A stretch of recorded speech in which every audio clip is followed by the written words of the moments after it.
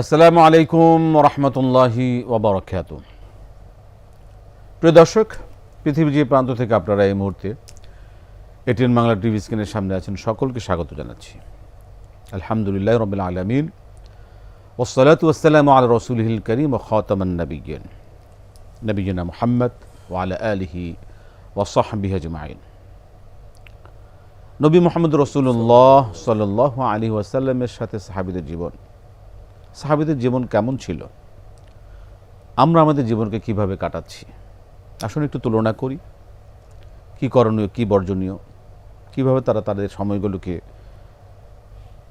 জীবনটা কাটিয়েছেন আর আমরা কিভাবে কাটাচ্ছি, আসুন এই বিষয়ে আমরা আলোচনা শুনবো ইনশাআল্লাহ, যেগুলো আমাদের জন্য খুবই গুরুত্বপূর্ণ, একজন বিশেষ করে ভালো মুসলমান হওয়ার জন্য। আমি আছি প্রিয় দর্শক আপনাদের সাথে, একেএম ফিরোজ। আজকের এই বিষয় নিয়ে আলোচনা করবো আমরা। যিনি আমাদের সাথে আজকে উপস্থিত আছেন, আমাদের সকলের প্রিয় মানুষ, এটিএন বাংলার প্রিয় মুখ, শেখুল আল্লাম শেখ প্রফেসর আনম রশিদ আহমদ মাদানী হাফিজাহুল্লাহ। আসসালামু আলাইকুম রহমতুল্লাহি ওয়া বারাকাতুহু। ওয়ালাইকুম সালাম রহমতুল্লাহ। আহলান সালাম শেখ। জাযাকাল্লাহু খাইর। ওয়াইয়াকুম আহসানতুম মাশাআল্লাহ ওয়াইয়াকুম। আপনাকেও স্বাগত। বর্তমান সময়ে আমরা যারা ইমানদার হিসাবে, মুমিন হিসাবে চলতে চাই, বাঁচতে চাই, সেই যদি আমরা তুলনা করি, সেক্ষেত্রে তাদের সাহাবীদের শিক্ষা কেমন ছিল, সাহাবাদের আমল কেমন ছিল, ইবাদত কেমন ছিল, তাদের লাইফ স্টাইল, তাদের পরিবার তারা কীভাবে পরিচালনা করেছেন, দ্বীনের জন্য তাদের মেহনত, ফিকির, চিন্তা কেমন ছিল, চেতনা ছিল, এই সকল বিষয় যদি একটু ধারাবাহিকভাবে আমরা এক এক করে আসি, শুরুতে যদি সাহাবীদের জীবনের সাথে আমাদের জীবনটা একটু তুলনা করি, এই বিষয়ে যদি একটু আমাদেরকে, এর গুরুত্ব সম্পর্কে আমাদেরকে একটু বলতেন। আল্লাহুম্মা লাকাল হামদু হামদাশ শাকিরিন ওয়া সাল্লি ওয়া সাল্লিম আলা রাসূলিকাল আমিন ওয়া আলিহি ওয়া সাহবিহি ওয়া মান তাবি'আহুম বিইহসান ইলা ইয়াউমিদ্দিন। আপনাকে ধন্যবাদ জানাই।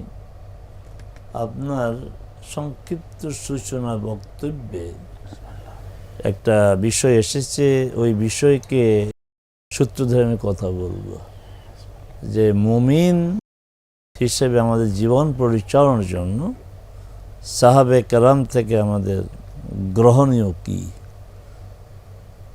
এই চমৎকার একটি বিষয়। আসলে মুহাম্মদ সাল্লাল্লাহু আলাইহি ওয়াসাল্লাম আল্লাহ সুবহানাহু ওয়া তাআলার প্রেরিত রাসূল, সর্বশ্রেষ্ঠ রাসূল, সর্বশেষ নবী ও রাসূল। তার মাধ্যমে দিন পরিপূর্ণ হয়েছে। তো মুহাম্মদ সাল্লাল্লাহু আলাইহি সাল্লামকে আল্লাহ সুবহানাহু ওয়া তাআলা এমন কিছু সঙ্গী সাথী দিয়েছেন, শুধু মুমিনদের জন্য না, সকল মানুষের জন্য তারা প্রেরণার বাতিঘর। তাদের বিশ্বাসে, তাদের দর্শনে, তাদের আচরণে, তাদের মামলাতে। কেন? এই যে ইসলাম প্রচার এবং প্রসার কিসের মাধ্যমে হয়েছে? হ্যাঁ, যুদ্ধ হয়েছে, বিভিন্ন সেক্টরে যুদ্ধ হয়েছে। যুদ্ধগুলি কেন হয়েছে? ইসলাম মুসলমানদের উপর আক্রমণ হয়েছে, মুসলমানরা সে আক্রমণ প্রতিহত করছে, প্রতিহত করতে গিয়ে তারা বিজয়ী হয়েছে। আর এটা অতীত বর্তমান সব আইনের স্বীকৃত। বিজিত জাতি পরাজিত জাতির এলাকার কর্তৃত্ব দখল করে। আবার দেখতে হবে যে এই যুদ্ধটা ওই এলাকা দখলের জন্য হয়েছে, নাকি তাদের পক্ষ থেকে আঘাতপ্রাপ্ত হয়ে আঘাতের প্রতিরোধ করার জন্য হয়েছে। প্রতিরোধ করতে গিয়ে এরা বিজয়ী হয়েছে, প্রতিরোধকারীরা স্বাভাবিকভাবে পরাজিতদের এলাকা তাদের দখলে আসবে। হ্যাঁ, এইভাবে ইসলাম প্রসারিত হয়েছে, ইসলামী স্টেটের পরিধি বেড়েছে, কিন্তু মুসলমানদের সংখ্যা পৃথিবীতে বেড়েছে, সবচেয়ে বেশি বেড়েছে সাহাবে কেরামের যে আচরণ দেখে। যে যদি ইসলাম, যে ইসলামের দিকে যে এরা যে আহ্বান জানায়, যদি এদের আচরণটা, এদের চরিত্রটা এমন হয়, তাহলে ইসলাম ভালো। সাহাবে কেরাম যে পৃথিবীর বিভিন্ন দেশে ছড়িয়ে পড়েছে, তাদের ভাষা আরবি ছিল, তাদের সাথে কোনো ইন্টারপ্রেটার ছিল না। তাদের ইন্টারপ্রেটার ছিল তাদের আমল, তাদের আখলাক, তাদের চরিত্র। যে লোকগুলো যে মানুষকে ঠকায় নেই, প্রতারণা করে নেই, এই লোকগুলোর মধ্যে মানবতা বোধ ছিল, বিপদগ্রস্ত লোকদের পাশে গিয়ে দাঁড়াতে। তো এইভাবেই তো ইসলামের প্রচার ও প্রসার হয়েছে। অতএব আমরা যারা আল্লাহর ইবাদত করতে চাই, আমরা যারা তাওহীদের স্বীকৃতি দিয়ে আল্লাহর সার্বভৌমত্ব মেনে তাকে মানতে চাই, আমাদের জন্য মডেল হচ্ছেন মুহাম্মদ সাল্লাল্লাহু আলাইহি সাল্লাম। মুহাম্মদ সাল্লাল্লাহু আলাইহি সাল্লামের সে আদর্শকে ধারণ করছে সাহাবে কেরাম, এবং সাহাবে কেরাম সম্পর্কে জানলেই আমরা মুহাম্মদ সাল্লাল্লাহু আলাইহি সাল্লামকে জানতে পারবো। সাহাবে কেরামদেরকে জানলেই আমরা ইসলামটা ভালোভাবে জানতে পারবো। জি মোহতারাম, জি, আমি আপনার কাছে যে বিষয়টা একটু আমাদের দর্শকদের সামনে পেশ করবার জন্য অনুরোধ করবো, যেটা হচ্ছে যে এই সাহাবে কেরামের জ্ঞান চর্চা একটি বিরাট ভূমিকা ছিল ইসলামের এই প্রচার প্রসারের জন্য, ইসলাম সম্পর্কে জানার জন্য, একজন ভালো মুসলমান হওয়ার জন্য, রাসূল সাল্লাল্লাহু আলাইহি ওয়াসাল্লামের সঠিক অনুসরণ অনুকরণের জন্য জ্ঞান অর্জনটা তাদের জন্য একটা বিরাট গুরুত্বপূর্ণ বিষয় ছিল। বর্তমান সময়ে একই বিষয় যে ইসলাম একটি জ্ঞান নির্ভর একটি ধর্ম, এখানে অজ্ঞতার মূর্খতার এখানে কোনো সুযোগ নেই, স্থান নেই। তা সেই ক্ষেত্রে সাহাবে কেরাম জ্ঞানের প্রতি তাদের কেমন তাদের অবস্থান ছিল, আমরা বর্তমান সময়ে আমরা মুসলমানগণ জ্ঞান এই দিন শিক্ষার প্রতি বা এই ইসলাম শিক্ষার প্রতি আমরা কতটা, তাদের যদি আমরা তুলনা করি কী অবস্থানে আমরা আছি? আপনাকে আবারও ধন্যবাদ যে আপনি যে কথাটা বলেছেন, ইসলাম জ্ঞান নির্ভর দিন, এক সেন্টেন্সে খুব গুরুত্বপূর্ণ কথা। কারণ ইসলামের যে সূচনা যদি বলি আদম আলাইহিস সালাম থেকে শুরু করি, কারণ ইসলাম তো ওখান থেকে শুরু করতে হবে। মুহাম্মদ সাল্লাল্লাহু আলাইহি ওয়াসাল্লাম তো হচ্ছে একদম সর্বশেষ এডিশন, তার মাধ্যমে দিন পরিপূর্ণতা পেয়েছে। ওখানে যাই, কি বলছেন যে আল্লাহ সুবহানাহু ওয়া তাআলা আদমকে সকল বিষয়ে জ্ঞান দিয়েছেন। ওয়াল্লামা আদামাল আসমাআ কুল্লাহা। এখানে যদিও বলা হয় সকল নাম তাকে শিখিয়েছেন, নাম কোনো কিছুর তো নাম হয়, তো বস্তুটা আগে না নামটা আগে? আমি পৃথিবীতে আগে এসেছি, নামটা আগে না। তা আমি রশিদ আহমদের নামটা পরে হয়েছে। আমাদের সম্মানিত কারি ফিরোজ সাহেব পৃথিবীতে আগে আসছে, নামটা পরে। অর্থাৎ দুনিয়ার সব কিছু আল্লাহ সুবহানাহু ওয়া তাআলা মানুষের জীবনকে সাবলীল করার জন্য, স্বাভাবিকভাবে জীবন পরিচালনার জন্য যত আইটেম, যত উপকরণ, যত কিছু সব তিনি সৃষ্টি করেছেন। খালাকা লাকুম মা ফিল আরদে জামিয়া, সব কিছু তোমাদের জন্য। তো ওগুলির সাথে আদম আলাইহিস সালাম পরিচিত করে দেওয়া হয়েছে। এখানে শুধু একটা নামের তালিকা না, আদম এটা হচ্ছে এই জিনিস, এটা হচ্ছে এই জিনিস, তাহলে সকল বস্তুর সাথে আদম আলাইহিস সালামকে পরিচিত করে দেওয়া হয়েছে। তাহলে এলেম দিয়ে শুরু হয়েছে। আচ্ছা, ধারাবাহিকভাবে সকল নবীকে আল্লাহ এলেম দিয়েছে। এলেম ছাড়া তারা জানবেটা কি, বলবেটা কি? সর্বশেষ মুহাম্মদ সাল্লাল্লাহু আলাইহি ওয়াসাল্লাম হেরা গুহায় যে কোরআন নাজিল শুরু হলো, যে কোরআন নাজিলের মাধ্যমে তার রিসালাত জীবন শুরু হলো, 5টি আয়াত। এই 5 আয়াতে কিন্তু এমনকি ঈমানও নাই, আকীদা নাই, তাওহীদ নাই। এই 5 আয়াতে ইবাদত নাই। পুরাটাই তো পড়া লেখা। লেখা কীভাবে আসলো? পড়া 2বার, ইকরা 2বার আসছে। লেখার কথা কীভাবে আসছে? ওয়াল্লামা বিল কলম, কলম দিয়ে শিখিয়েছে। আল্লাযী আল্লামা বিল কলম, আল্লাযী আল্লামা বিল কলম। আচ্ছা, এখন এই যে এলেমটা আদম আলাইহিস সালামকে দিয়েছেন খেলাফতের দায়িত্ব পালন করার জন্য, তো খেলাফতের দায়িত্ব তো আদম সন্তান যারা আছে সবাই দায়িত্ব পালন করতে হবে। এই জন্য আল্লাহ কি বললেন 5ম আয়াতে? ওয়াল আল্লামাল ইনসানা মা লাম ইয়ালাম, মানুষ যা জানে না, জানতো না, আল্লাহ তা শিখিয়েছেন। তাহলে ইসলাম জ্ঞান নির্ভর ধর্ম। শুরু হয়েছে পড়ো দিয়ে। কিন্তু দুর্ভাগ্যের বিষয়, আজকের এই পৃথিবীতে যেই মুসলমানদের কোরআন শুরু হয়েছে ইকরা দিয়ে, যেই কোরআন মুসলমানদের দিন শুরু হয়েছে ওয়াল্লামা আদামাল আসমা দিয়ে, আল্লামাল ইনসানা মা লাম ইয়ালাম দিয়ে, সেই মুসলমানদের সবচেয়ে কম পড়ে, সবচেয়ে কম পড়ে। অন্যান্য জাতিরা মানে জ্ঞান অনেক পড়াশোনা। মুখী থেকে জ্ঞান বিমুখতার দিকে হ্যাঁ। আমরা দিন দিন কোরআন মজিদে জ্ঞানের বিভিন্ন আঙ্গিকে বলা হয়েছে, হাল ইয়াস্তাউিল্লাযীনা ইয়ালামুনা, ওয়াল্লাযীনা লা ইয়ালামুন। তারা কি সমান? একটু থামেন, এখানে আল্লাহ সুবহানাহু ওয়া তাআলা একটা প্রশ্ন থ্রো করে দিয়েছেন, জবাব তো দেননি। হাল ইয়াস্তাউিল্লাযীনা ইয়ালামুন ওয়াল্লাযীনা লা লা ইয়ালামুন। ইয়ালামুন, তারা কি সমান? আল্লাহ তো জবাব দেন নাই, কারণ জবাবটা খুবই সহজ। এই জবাবটা তিনি আমাদের জন্য রেখে দিয়েছেন যে তোমরা জবাব দাও না, তারা সমান হতে পারে না। ইয়ারফাইল্লাহুল্লাযীনা আমানু ওয়াল্লাযীনা উতুল ইলমা দারাজাত। আল্লাহ সুবহানাহু ওয়া তাআলা যারা ঈমান এনেছে, যারা জ্ঞান অর্জন করেছে, তাদের মর্যাদা বাড়িয়ে দেন। দারাজাত, দারাজা মানে স্টেপ, পদক্ষেপ, পর্যায়, অনেক অনেক পর্যায়, সংখ্যা বলে নেই, অনেক বাড়িয়ে দেন। সাহাবে কেরাম জ্ঞান চর্চা করতেন, যখন যা তাদের প্রশ্ন মনে আসতো তারা রাসূল সাল্লাল্লাহু আলাইহি ওয়াসাল্লামকে প্রশ্ন করতেন। এমনভাবে অনেক সময় এমনও হয়েছে যে রাসূল সাল্লাল্লাহু আলাইহি ওয়াসাল্লামকে এই প্রশ্ন করা যায় না এই সময়, কিন্তু তারা প্রশ্ন করেছে। রাসূল সাল্লাল্লাহু আলাইহি ওয়াসাল্লাম তাৎক্ষণিক জবাব না দিলেও পরে জবাব দিয়েছে। বুখারীর দেখুন, হাদিসের গ্রন্থগুলোতে একটু আগে আমরা বলেছি, কোরআনে বিভিন্ন ডাইমেনশনে জ্ঞানের কথা এসেছে, ইলম, শিক্ষা, জ্ঞানের কথা এসেছে।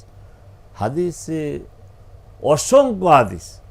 এই জন্য হাদিস গ্রন্থগুলো যেমন তাহারাত অধ্যায় আছে, পবিত্রতা অধ্যায়, সলাত অধ্যায়, নামাজ অধ্যায়, সিয়াম অধ্যায়, হজ অধ্যায় আছে, হাদিসের গ্রন্থগুলোতে ইলম একটা অধ্যায় আছে, কিতাবুল ইলম।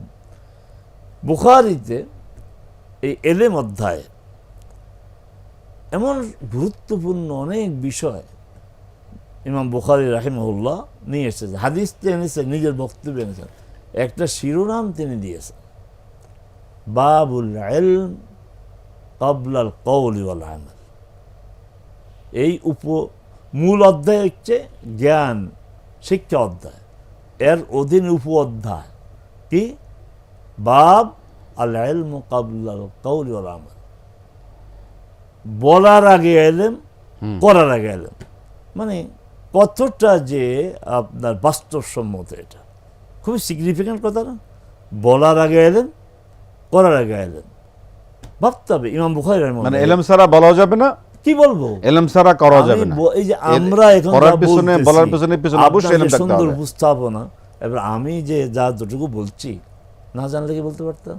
তো বলার আগে ইলম এবং করার আগেও ইলম।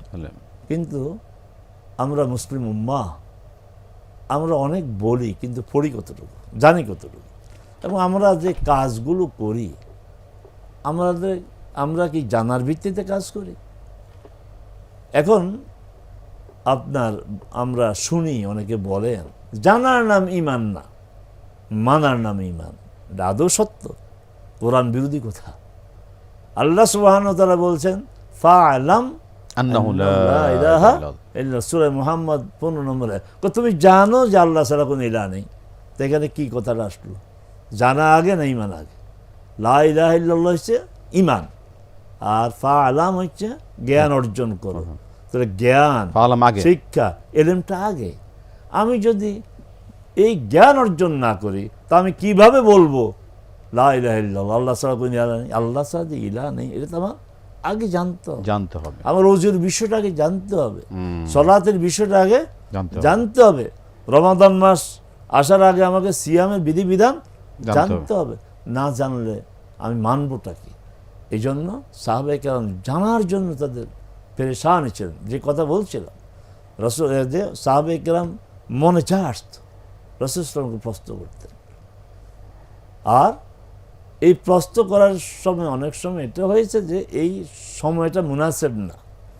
রাসূল সাল্লাল্লাহু আলাইহি ওয়াসাল্লাম সাহাবায়ে কেরামকে আলোচনা করছেন, একজন সাহাবী হুট করে বলেন ইয়া রাসূলুল্লাহ কিয়ামত কবে? রাসূল জবাব দেন নাই। আলোচনা শেষ করার পরে বলছেন যে ইদা দুইয়াতিল আমানা। দেখেন, প্রশ্ন করার কারণই তো তিনি শুধু একা না, সাহাবায়ে কেরাম জানলেন, আমরা জানলাম, কিয়ামত পর্যন্ত মানুষ জানবে একটা মূলনীতি। কিয়ামত কখন হবে? ইজা দুইয়াতিল আমানা, যখন আমানতের ব্যাপকভাবে আমানত ধ্বংস হবে, খেয়ানত হবে। খেয়ানত হবে, আমানত হারিয়ে যাবে, মানে বিনষ্ট হয়ে যাবে। নাউজুবিল্লাহ। আচ্ছা, মানে আমানত খেয়ে ফেলবে আর কি। এবার জিজ্ঞাসা কাইফে দাতুহা, আমানত আবার বিনষ্ট হয় কিভাবে, নিঃশেষ হবে কিভাবে? ইজা উচ্ছেদাল আমরু ইল্লা গাইরা আহলিহি ফান্তাজিস সাআ, যখন দায়িত্বটা এমন লোকদের হাতে দেওয়া হবে যে এই দায়িত্ব পালনের জন্য উপযুক্ত ব্যক্তি নয়, কিয়ামতের অপেক্ষা করো। তা আমরা কি দেখছি না? বাস্তবতা তাই, আমরা বাস্তবে দেখি না যে নেতৃত্বের শূন্যতা। আপনার দায়িত্ব পালনের চেয়ে উপযুক্ত নয়, যোগ্য নয়, তারপরে সে দায়িত্ব আপনার তাকে দেওয়া হয়। তা আমাকে ১৫০০ বছর আগে মানবতার মহান শিক্ষক যে কথাটা বলে গেছেন, মৌলিক কথা, ইদা উচ্ছেদাল আমরু ইলা গাইরা আহলিহি ফান্তাজিরিস সাআ, যখন অযোগ্য লোককে কোনো দায়িত্ব দেওয়া হবে তখনই ভাববা যে কিয়ামত কাছাকাছি, কিয়ামতের অপেক্ষা করো। এইভাবে সাহাবে কেরাম বিভিন্নভাবে রাসূল সাল্লাল্লাহু আলাইহি ওয়াসাল্লাম প্রস্তুত করেছেন। ইয়া রাসূলুল্লাহ, আমাকে এমন বিষয় শিখান যে আপনার পরে যেন আমার কাউকে আর এই বিষয়ে জিজ্ঞাসা করতে না হয়। রাসূল সাল্লাল্লাহু আলাইহি ওয়াসাল্লাম একদম সংক্ষেপে বলে দিলেন, কুল আমানতু বিল্লাহি ফাস্তাকিম, তুমি বলো আল্লাহ ছাড়া কোনো ইলাহ নেই, আর এটার প্রতি দাঁড়িয়ে থাকো। আর কি বল প্রয়োজন আছে?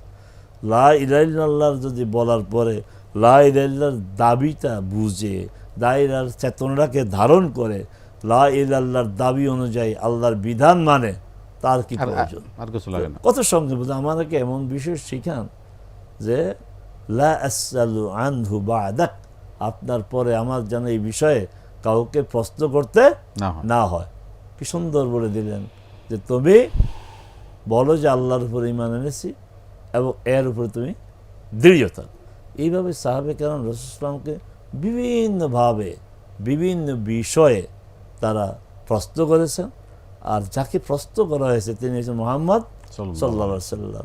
তিনি খুবই দরদ দিয়ে তাদেরকে শিখিয়েছেন, দরদ দিয়ে তাদের প্রশ্নের উত্তর দিয়েছেন। এবং তাদের প্রশ্ন করার কারণে তো কোরআনের অনেক আয়াত নাযিল হয়েছে। প্রশ্ন করেছেন, জিজ্ঞাসা করা হয়েছে যে কালালা, কালালা হচ্ছে এমন পুরুষ যার কোনো সন্তান নাই, এমন মহিলা যার কোনো সন্তান নাই, স্বামী নাই, কালালা বলা হয় সূরা নিসার শেষ আয়াত। রাসূল সাল্লাল্লাহু আলাইহি ওয়াসাল্লাম প্রশ্ন করছে যে ইয়াস্তাফতুনাকা আনিল কালালা, কালালা সম্পর্কে তারা তোমাকে জিজ্ঞাসা করে। রাসূল সাল্লাল্লাহু আলাইহি ওয়াসাল্লাম জবাব দিতে পারেননি। এরপরে আল্লাহ ওহী নাযিল বলছে কুলিল্লাহু ইউফতিকা, আল্লাহ এই বিষয়ে এই ফতোয়া দিচ্ছেন। সেটা আমরা এখন আলোচনায় না আনলাম। তাহলে এইভাবে অনেক বিষয়, অনেক আয়াত নাযিল হয়েছে তাদের প্রশ্নের প্রেক্ষিতে, তাদের জানার আগ্রহের প্রেক্ষিতে। আপনার কথা একদম স্পষ্ট, যেটা মহতারাম খুব সুন্দর করে, যে মুসলমানদের জানার কোনো বিকল্প নেই, জানার জন্য এবং সাহাবায়ে কেরাম একজন ভালো মুসলমান হওয়ার জন্য, ইমানদার হওয়ার জন্য, মুমিন হওয়ার জন্য, মুমিন থাকার জন্য কোরআন হাদিস থেকে জ্ঞান অর্জন করার কোনো বিকল্প রাস্তা পড়তেই হবে। আপনি যদি না জানেন আপনারা মানবেন কি? আগে জানা, এরপরে মানা। এবং এই জানা মানার মধ্যে আমাদের যে বিষয়টা সবচেয়ে বিষয়টা উঠে আসা এবং বাস্তবতা যেটা আমাদের সামনে এখন আমরা দেখতে পাচ্ছি, সেটা হচ্ছে যে এই জানার যে লিমিটেশনটা, একজন ভালো মুসলমান হওয়ার জন্য, ভালো মুসলমান থাকার জন্য তার কতটুকু জানা প্রয়োজন, সেটার জন্য নির্ভরযোগ্য আমরা কোন বিষয়টার উপর আমরা নির্ভর করতে পারি? এখানে আপনার এই প্রশ্নের জবাবের আগে একটা পিছনের আলোচনা সম্পূরক কথা বলতে হয় যে মুহাম্মদ সাল্লাল্লাহু আলাইহি ওয়াসাল্লামের জীবনের সবচেয়ে গুরুত্বপূর্ণ ভাষণ ছিল বিদায় হজের ভাষণ। জি, বিদায় হজের ভাষণে শুধু মুসলমান না, গোটা মানবতার জন্য একটা দিক নির্দেশনা। আজকে বিদায় হজের খুতবা যদি এখন কম্পোজ করা হয় তো এই 4 সাইজের 2 পৃষ্ঠার বেশি হওয়ার কথা না, কিন্তু এর উপরে বহু পিএইচডি হয়েছে, বহু পিএইচডি হয়েছে। আচ্ছা, সেখানে মানব জীবনের সাথে রিলেটেড, মানুষের অধিকারের সাথে রিলেটেড সব কিছু বিষয়।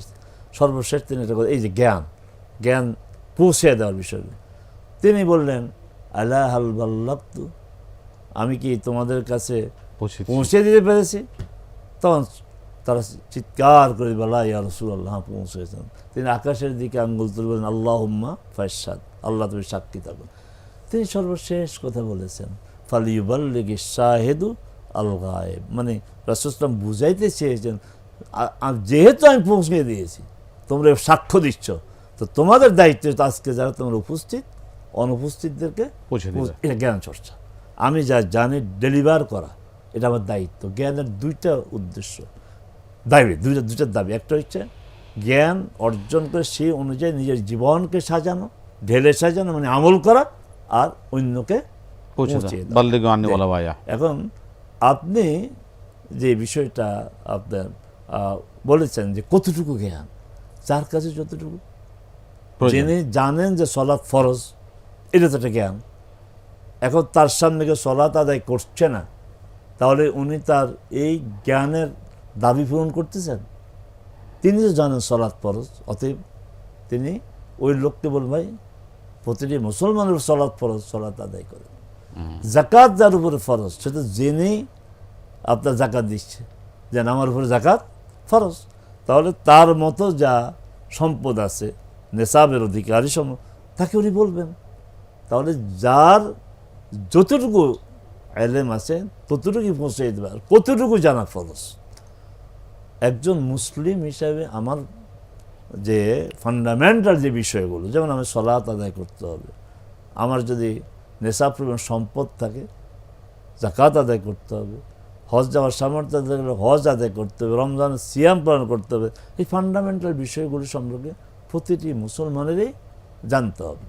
এখানে বলা হয় যে অনেকে আছে একটু মানে এতটা জ্ঞান নাই, বোকা, ইত্যাদি ইত্যাদি, সে কীভাবে জ্ঞান চর্চা করবে। আমি এখানে বলবো যে আপনিও গ্রামের সাথে আপনার সম্পর্ক থাকার কথা, আমারও আছে, যদিও আমরা এখন শহরকেন্দ্রিক জীবনযাপন করি। গ্রামে অনেক লোক গরু ছাগল পালে, গরু ছাগল পালে না। এখন এই যে সহজ সরল লোকটি লেখাপড়া জানে না, সেও জানে যে আমার গরুটার যত্ন নিতে হবে, সেও জানে আমার ছাগলটার যত্ন নিতে হবে। মুষলধারে বৃষ্টি, কৃষির মানে কৃষিকাজ সম্পর্কে মুষলধারে সবকিছু বৃষ্টি, জানে। ছাগলটা খুব আপনার এই যে চিৎকার করে ক্ষুধার, সে বুঝে, এই বৃষ্টি উপেক্ষা করে সে ছাগলটার জন্য ঘাস নিয়ে আসে। এই বোধ যার আছে, তারকে সলাৎ আদায় করতে হবে, 5 ওয়াক্ত সলাৎ, ফজরে 2 রাকাত সুন্নত, 2 রাকাত, এবং এই সালাতের নিয়ম কানুন বিধিবিধান, এই ফরজ ওয়াজিব, এই বোধ তার হবে না কেন? নিজের খাওয়ার ব্যাপারে সে যত্নশীল না, শুধু তার ছাগলের খাওয়ার জন্য সে যত্নশীল, আর সে সলাতের ব্যাপারে সূরা জানবে না। আমাদেরকে এখন প্রশ্ন করা হয়, 40-50 বছর বয়স, দোয়া কুনুত জানে না, তারপরে আপনার সূরা ফাতিহা বিশুদ্ধ জানে না, এগুলো কি আল্লাহর কাছে কতটা গ্রহণযোগ্য হবে? এটা বিবেচনার বিষয়। এটা মোহতারাম, অনেকগুলো বিষয় আরও জানার ছিল। আজকে আপনার কাছ থেকে বিদায় নিয়ে নিচ্ছি। আপনাকে অসংখ্য জাযাকাল্লাহ খাইর, বারাকাল্লাহ ফিকুম। খুবই সুন্দর আলোচনা শুনলাম আমরা আপনার কাছ থেকে, এভাবে আমরা শুনতে থাকবো। আগামী দিন ইনশাআল্লাহ আরও কোনো বিষয় নিয়ে আসবো। আজকে আপনার কাছ থেকে বিদায় নিচ্ছি। প্রিয় দর্শক, আমরা অনুষ্ঠানের শেষ পর্যায়ে চলে এসেছি। আপনারা শুনলেন যে একজন ভালো মুসলমান হওয়ার জন্য, মুসলমান থাকার জন্য আমাদেরকে প্রথম যে বিষয়টা আমাদের গুরুত্ব দিতে হবে সেটা হলো জানা। আর সেটা জানতে হবে আমাদের সোর্স কোথায়? রাসূলুল্লাহ সাল্লাল্লাহু আলাইহি ওয়াসাল্লাম থেকে, সাহাবায়ে কেরাম থেকে। আমাদেরকে এই যে বিশাল তাদের জীবন রয়েছে, কোরআন রয়েছে, সুন্নাহ রয়েছে, এর থেকে আমাদেরকে জানতে হবে, এরপর আমরা মানব। সঠিক জানা ছাড়া আমরা কিন্তু মানতে পারবো না। এবং সেই যতটুকু জানা আমার জন্য গুরুত্বপূর্ণ, জানা অবশ্যই আমাদেরকে সেটাকে অর্জন করতেই হবে। আল্লাহ পাক আমাদের তৌফিক দান করুন। আজকে বিদায় নিচ্ছি। আসসালামু আলাইকুম ওয়া রাহমাতুল্লাহ।